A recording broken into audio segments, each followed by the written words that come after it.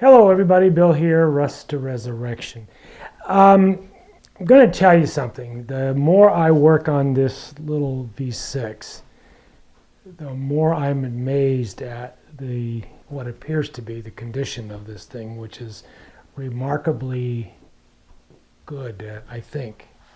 When I think about how this thing has been stored for the last 47 years, I'm amazed at how free everything seems to be and how easily things seem to be coming apart. Now, when I tore this apart in 1977, it lived until 1993 in a cold barn.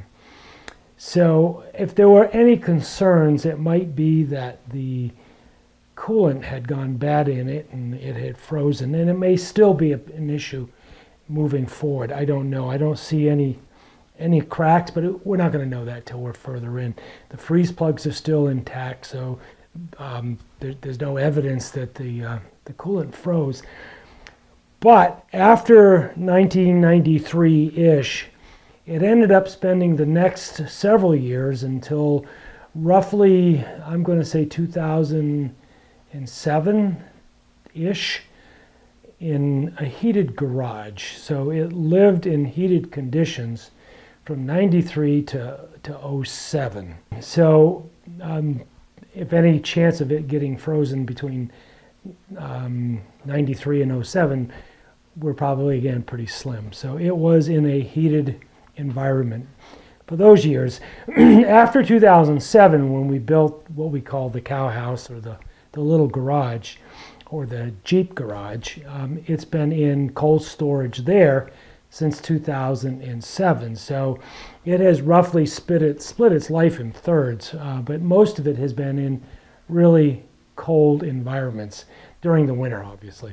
So again, I don't know how this is all going to turn out, but so far I'm pretty amazed at how robust this little V6, this little Buick Dauntless V6 has been. Now, because I'm so amazed at the condition of it, I really don't want to screw things up or mess things up. I want to take this as gently and easily as I can. When I did this, I had some plans for this engine, and I'm not sure that at my age now, my plans aren't beginning to temper a little bit. I had some pretty radical ideas for this, and I'll tell you more about those radical ideas in a future video on this Jeep engine, when I actually tell you what more of those radical plans were for the Jeep as a whole. But right now, I'm not sure how radical I want to get with this thing, because like I said, on that little CJ5, it was an awesome power plant, and we did a lot of off-roading with it, and you just could not stall this thing, which they say is in part because of the overweight flywheel that's on the back of this thing. But again, because I don't know exactly yet where I'm going to end up with this, I'm trying to be as careful and gentle with it as I can. Now, before I spin this thing over, I want to make sure that the push rods are all moving, all the valves are moving. So we're going to do that test today. When we were down in Hershey a couple weeks ago, and you can see that video if you go back in the catalog, my goal was to find as much manuals or data on the 66 Jeep or the Dauntless V6 as I could. And I'm going to tell you, this stuff was rare. It was hard to come by. I did find a few things, and I did find this service manual from, I think it was 65, 66, 67. Anyway, it does contain all the specifics for the Dauntless V6. I also went online and I purchased a Dauntless V6 rebuild manual. I don't have that here with me, but again, when we get ready to do this, I do want to kind of follow the procedures that are recommended when we do this.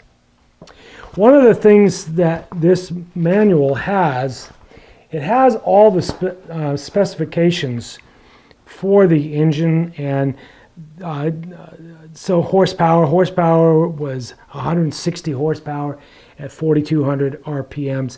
Now 160 horsepower by today's standards is pretty small, but I'm going to tell you, in that little CJ5, that Jeep just shit and get. And now that I'm putting a fiberglass body on it, which is going to be lighter than the steel body, it's going to get shit and get her even more, I think.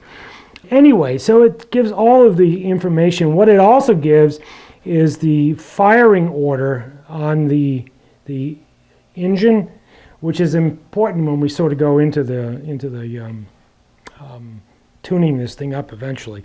So it's 165432. This is all information that's pretty readily accessible on the internet, in the forums and other places. And it's the right bank, and the right bank from the back of the engine is this one. The firing order is 246, and on the left bank, which is this one, the firing order is 135. So when we set this thing up, we want to check first that it fires 1, so it fires 1, then it fires 6, 156, then it goes to 5, to 4, to 3, to 2. So I want to test that right now. I'm going to set some cameras up on both banks, and we'll start rolling the engine over slowly to make sure that all of the rocker arms are doing what they're supposed to do, and that the valves appear not to be stuck. That's part of what the compression test is going to be about. So anyway, I also printed out a photograph or a diagram of that firing order, so we can see that, and and then when we watch the cameras, we'll put cameras on both sides, and I'll let you see. We'll start with number 6, because that's the 6 is the first.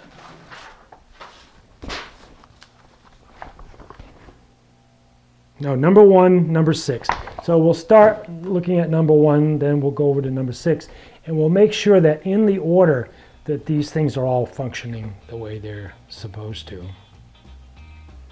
Let's get started.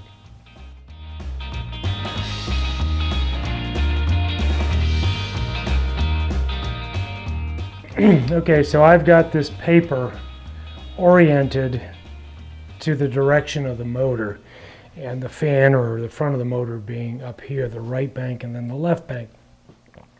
So the firing order is 1, 6. Yeah.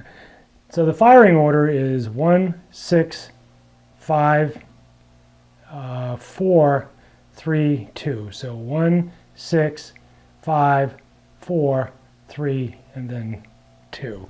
So it would be this one, then it would be this one, number 4, then it would be number 3, and then number 2 would be the last one. All right, so what I want to do is I want to cue up number 1 first.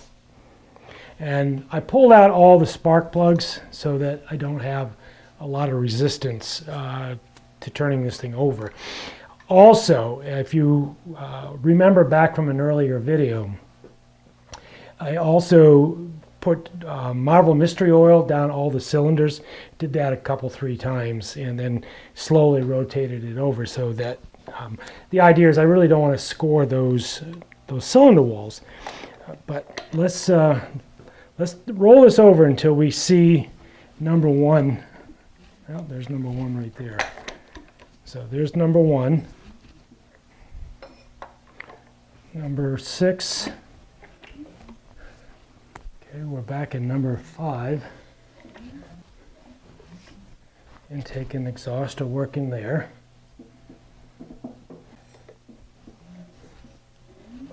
Number 3, intake and exhaust are working. Number 2 should be next.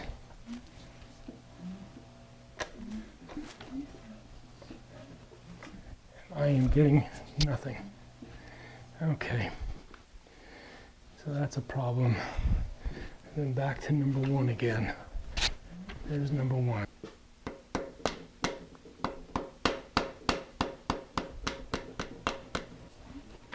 All right, this one, number 2, is not turning at all. So do we have it stuck? Okay, so the push rod is good. Push rod is good on both.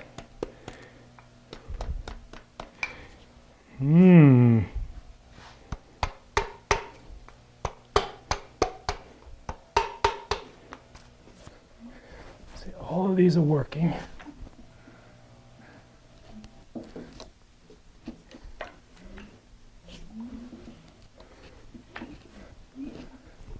And all of these are working. Whatever the problem is, it seems to be right here. These don't want to move at all.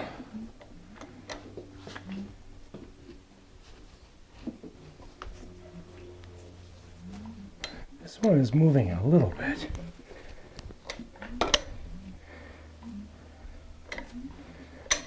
And this one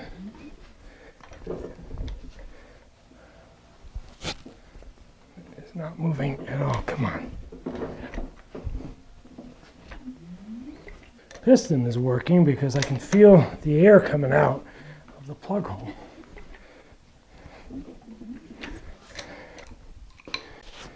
But for some reason, this rocker is not working.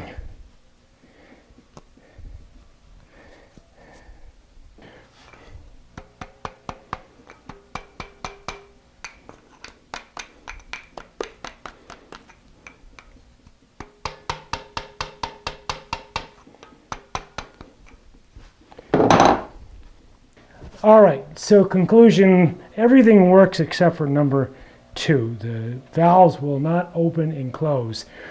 My conclusion is I have no idea. I don't know if this is something is broken in there, what's the possibility the cam is broken, I don't know. But they all work except for number 2, so that's a problem and something to think about when we roll this thing over. I don't know. Guys, leave a comment. If you know how to do this, you've done this, just give me some suggestions. Why is it that these rockers, the rocker is free, but the valve will not compress or open? Anyway, so that's my test. Again, this is me stepping cautiously into this because I don't want to break things at this point. Yeah. Guys, if you enjoyed this video, please give it a thumbs up. Subscribe to the channel if you haven't already. This is a lot of fun for me. And anyway, thank you guys for being here. I will see you in the next video. Not sure what I'm doing next. I have to think about this. See you guys later. Bye.